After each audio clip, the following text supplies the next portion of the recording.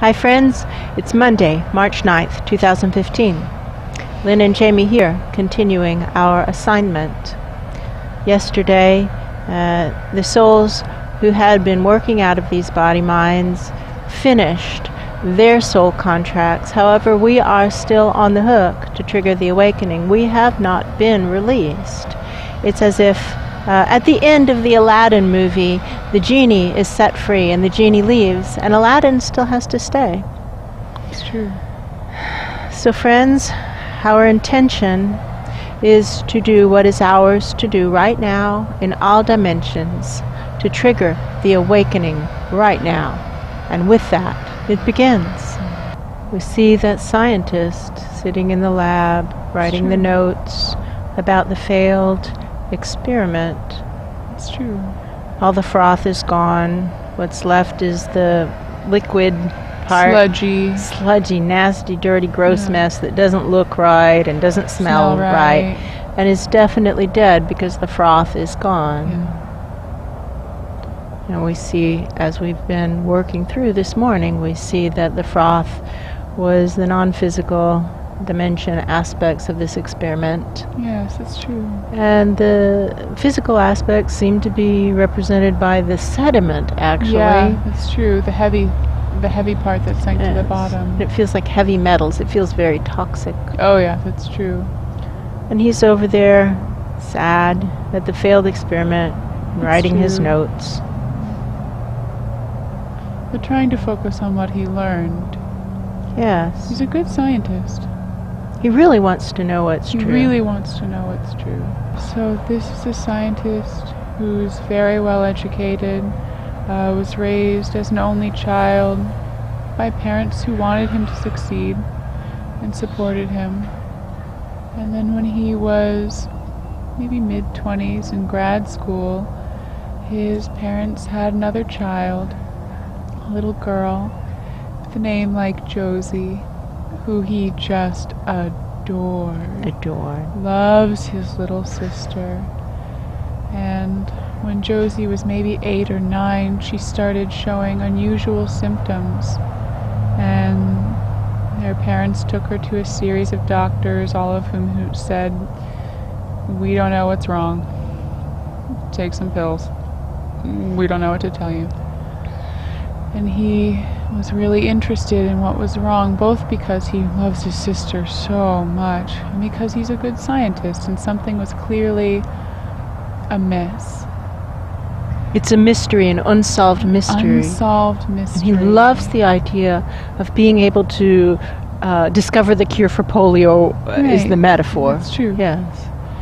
And Josie's symptoms have gotten progressively worse over the last few years, and now she's pretty much catatonic. She doesn't speak, she doesn't move.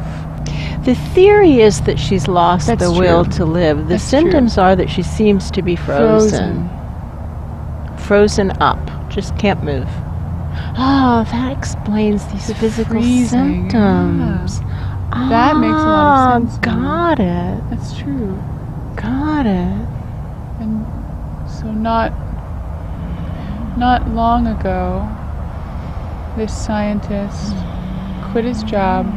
He was working for a research lab. I don't know so much that he quit his job as that they refused to back him in this project. That's true. That's true. Not long ago, he lost his funding. Yeah, he lost his funding. And so the options in front of him were to stop looking for the cure. That's not going to happen. Right. Or to go on his own. And so he said, okay. And he set up his own lab with materials he borrowed from friends, asked for favors, pulled it together. And he began conducting experiments.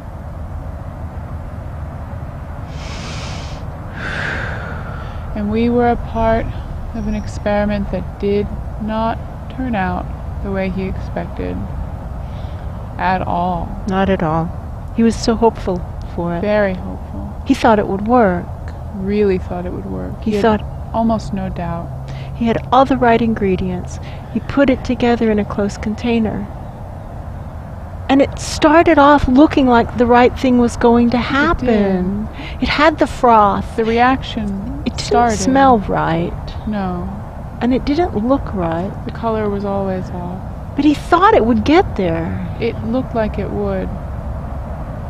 He hoped it would. Yeah. Now in retrospect it becomes clear that even That's at the true. start that color was wrong. was a sign that it wouldn't work. That odor was a sign it wouldn't work. That's true.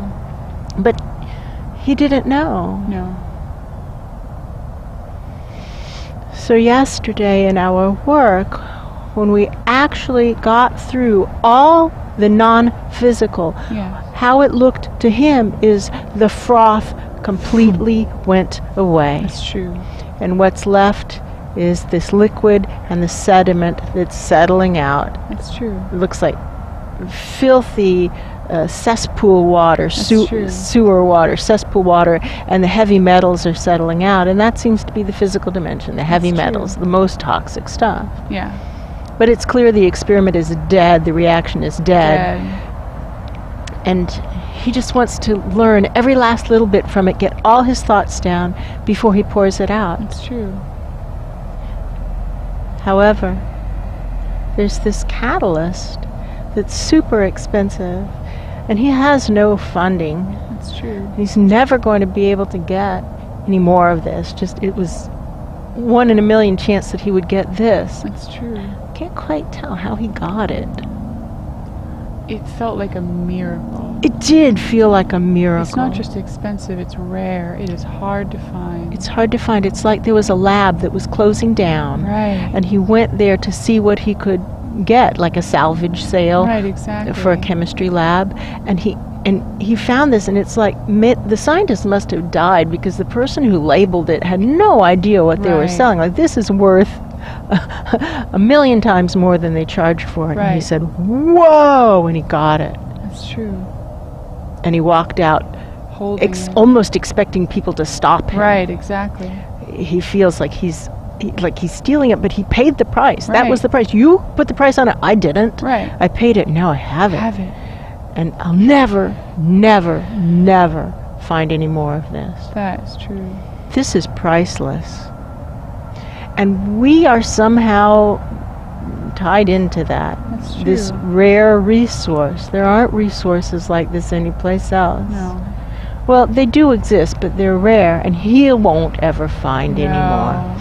So my perception is, and I could be wrong, but my perception is that even when he pours out this experiment, we're part of the effort to trigger the awakening That's true. until he succeeds. That's true. Until he succeeds. So first things first, pouring out this thing. Right. But that won't happen until he's gotten everything out of it that he possibly can. So what will help is to get the precipitate. Yeah, that's true. So that means separating the liquid from the solid, get the precipitate. Like detangling the problem. You know how Ra used to just detangle I miss Ra. Wow. I miss them all so much. I miss Asha. I miss Asha a lot. I miss Ra. I miss Luce. I miss Glenn. I miss Sam. I miss Pam. I miss Pam A lot. Okay, well. This too. So, beautiful gift. well, there are gifts in it. The gifts in it are that our friends have been released from their soul contracts. Because they finished them, they completed them. We aren't released from ours. The conditions are different, and that's okay. It's okay. And that's okay. And they can go on. Now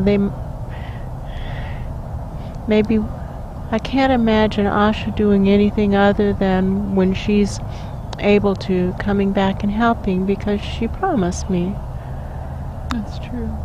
that when she left I could leave too, and she can see that I'm not allowed to leave. That's true.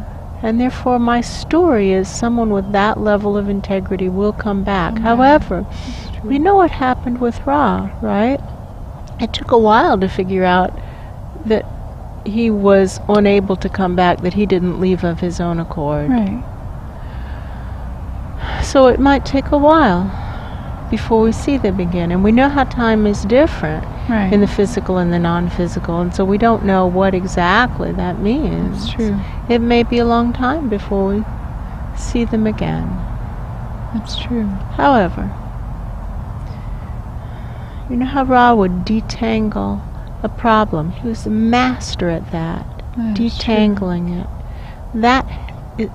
That feel is what we're supposed to apply here. So precisely, detangling that which is supposed to precipitate out and that which is supposed to be clear. That's what's left before he can pour this beaker out, before this scientist can pour this beaker out, dump the contents. He needs to watch the precipitate form. He needs to watch this process of precipitation. And so we can help with that. We can help with that. It's interesting. Many, many, many years ago, in doing this work, I became aware of what was always labeled space jelly. When I became aware of it by working with the phenomena of cords and spears, etc., is that even after the cord was detangled, there would still be what looked like a wormhole through the space jelly. That's true. That might be what this liquid is that we're precipitating out of. That could be. There are lumps of precipitate forming that are a color that he did not expect to see. Very bright. Yes. Like magenta or... Yes, just a shocking, surprising color. Surprising color. He's looking at that. He has no idea what to make of that.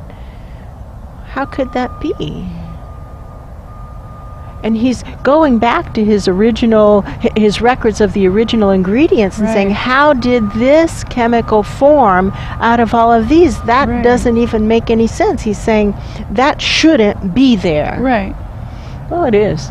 Could be impurities. Sometimes we think we're getting one chemical and what we're getting is something else. It's been caught with something cheaper. That's true. He's circling around, and he knows that now. He knows that there was lack of integrity. Oh my gosh, lack of integrity blended into the ingredients, because that magenta thing should not be there. There's no way it can be there with this list of ingredients. There is no way. What's missing is this other ingredient. And so somebody, but the other ingredient is cheap. It's like donuts, you know, cheap. It fills you up. It's filler, filler material. Cheap filler material. That's true. Somebody snuck in cheap filler material. That's true. He's slapping his forehead and thinking, why didn't I think to test for purity of all these elements before I mixed them up? That's the missing step, because he knew that these were the ingredients. What he didn't know is that somebody cheated and slipped him filler material. He's saying, oh, and he's going, oh, it makes so much sense. That magenta, let's continue this precipitate. We can maybe cut to the chase. So now he will test for purity. He's going back to he has the opportunity to figure out what contained the cheap filler. That's true. How did that get into his blend? And some of the compounds, it's easy to say it can't possibly be there. They wouldn't bind. That wouldn't be a stable. So he is able to say it's none of these, but all of these. It could be some of these. It could be some of these, and some of those are cheap, but some of them aren't all that cheap. No, that's true. How may we be of service right now to trigger the awakening right now? What he's going to do is take these precipitates and wash them and try to refurbish them. I see that. I don't know exactly how that works, but he's going to try to refurbish them. Some of them it's possible to do. And he can it's like running another experiment. If he can get this reaction to occur in reverse, and the magenta goes away, that's true. Then that will tell him something about what compound it came from, so that he can start again. Perhaps I might have the details wrong, true. But it's something like that. He's going to need to take the precipitates and see if he can get the reaction to go in reverse. That's true. You know what it might feel like? Spinning backward to the beginning of time. That feels true. Right. Well, let's continue the process of precipitating.